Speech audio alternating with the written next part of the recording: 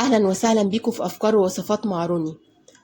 النهارده هنعمل مع بعض صينيه سمك بتتبيله جميله وبسيطه جدا، لكن طعمها رهيب قوي وهتعجبكم جدا.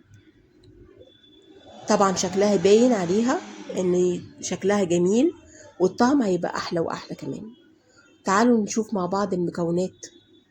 التتبيله الاول اللي هنتبل بيها السمك، هنجيب فلفل رومي اخضر وهنقطعه مكعبات كبيره. كل الخلطه دي انا هضربها في الكبه، فمش مشكلة ما نتقطعهاش يعني صغير. جبت طماطم هقطعها على 4، جبت تقريبا من 3 ل4 طماطميات على حسب الكمية اللي انتوا عايزين تحطوها، على حسب كمية السمك كمان عندكم قد ايه. جبت فلفلاية رومي حمراء الوان، قطعتها قطع برضو كبيرة، جبت واحدة.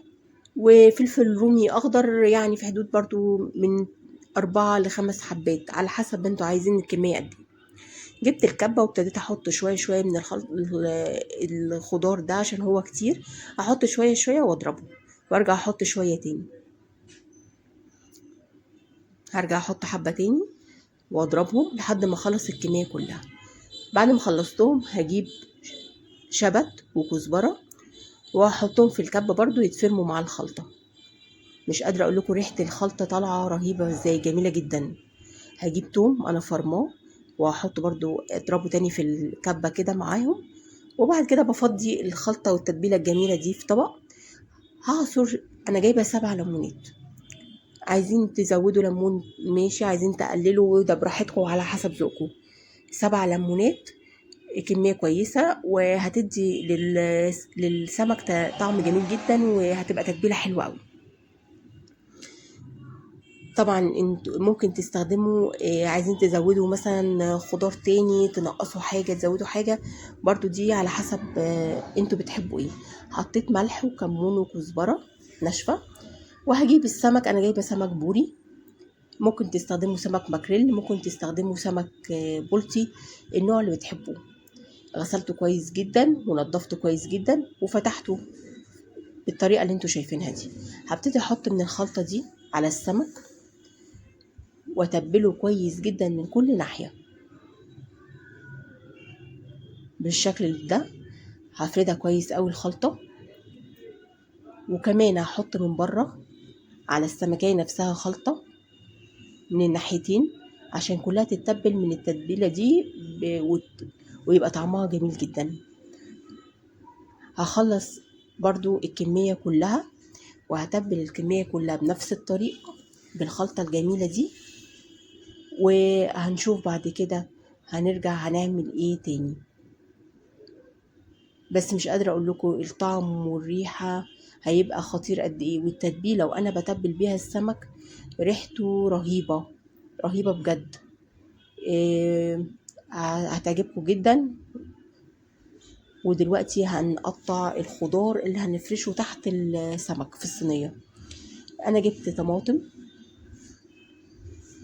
وبصل، هقطع الطماطم مكعبات صغيرة. انا جايبة تقريبا من 3 ل4 طماطميات. ممكن تزودوا طماطم لو حابين او ممكن تقللوها على حسب انتوا بتحبوها قد ايه.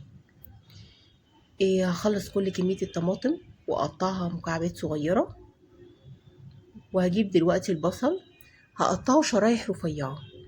انا معايا تقريبا 3 بصلات اصغر من المتوسط. لو هيبقى بصل كبير ممكن تحطوا واحدة كبيرة، او لو متوسطين يبقى 2 متوسطين. انا عشان كانوا اصغر من المتوسط حطيت 3 صغيرين. هقطعه شرايح رفيعة بالشكل ده واخلص الكمية كلها. ممكن تحطوا خضار تاني مع البصل والطماطم، ممكن تحطوا بطاطس مكعبات لو حابين، ممكن تحطوا فلفل رومي اخضر او فلفل الوان تقطعوه برضو شرايح. الخضار بقى لحد تحت السمك ده على حسب انتوا بتحبوه إيه هيكون ازاي، يعني بتحبوا انهي خضار تقدروا تحطوا الخضار اللي بتحبوه. إيه بس انا هنا يعني بحب كفايه عندي يعني ان انا احط ايه طماطم وبصل شرايح. اللي وانتوا زي ما حابين حطوا.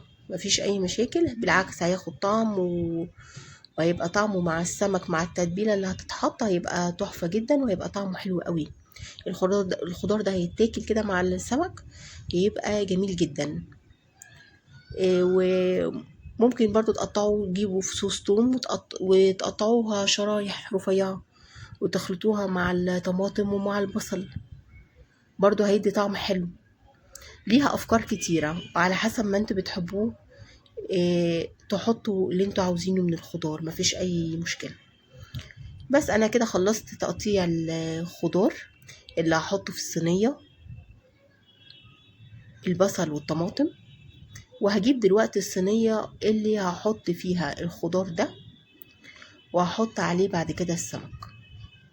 هنزل بالخضار في الصينيه، البصل والطماطم، وهبتدي اتبل البصل والطماطم دول من التتبيله بتاعت السمك. بس قبل ما اعمل كده هجيب البصل عشان هو قطع على بعضها، ابتدي افكه من بعضه كويس قوي عشان يبقى يتفرد معايا كويس في الصينيه. هبتدي احط 4 ل5 معالق كده او اكتر زي ما انتوا حابين، 6 معالق مثلا من التتبيله الجميله دي اللي عملناها للسمك، احطها للخضار ده، البصل والطماطم، وهبتدي اقلبهم كويس قوي مع بعض لحد ما يختلطوا تماما مع التتبيله الجميله دي. الريحه جميله جدا، واكيد الطعم هيبقى اجمل. هفرد الخضار ده كويس قوي في الصينيه علشان هحط عليه السمك. السمك بتاعي انا كنت متبلاه قبلها بيوم في التلاجة بالخلطه الحلوه دي، طلعته من التلاجة وفتحته عشان يبقى السمكية مفرودة، وهبتدي افرده.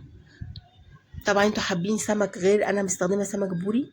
حابين مثلا تستخدموا بولتي، ممكن تستخدموا سمك بولتي. لو حابين سمك ماكريل ينفع برضو مع التتبيله والخلطه دي، سمك ماكريل. اي نوع انتوا بتحبوه هينفع في الوصفه دي. انا فتحت السمكيه البوري كويس، فردتها خالص. وطبعا التتبيله انتوا شايفين انا حطاها من قبلها بليله في التلاجة، فالتتبيله السمك شربها. طبعا انا هبتدي احط من التتبيله دي تاني على وش السمك علشان يدي للسمك شكل حلو ولون حلو لما يستوي في الفرن. هبتدي احط على كل واحده كده معلقتين مثلا من التتبيله، وهفردهم كويس قوي على التتبيله في كل حته، وهفرشها كويس. بعد ما اسويهم كده كويس قوي، احط على السمك دلوقتي عشان ياخد لون حلو قوي في الفرن ويتحمر ويبقى لونه كله جميل.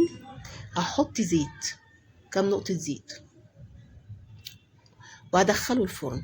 ده شكله بعد ما يطلع من الفرن قد ايه شكله جميل وطعمه احلى وريحته خطيرة يا جماعة، هتعجبكم قوي. والخضار اللي من تحتيها ده يتاكل كده بالمعلقة، طعمه جميل جدا جدا جدا. جربوه وقولوا لي كده رأيكم في الوصفة وفي التتبيلة. ما تنسوش تعملوا لايك وشير ومتابعة.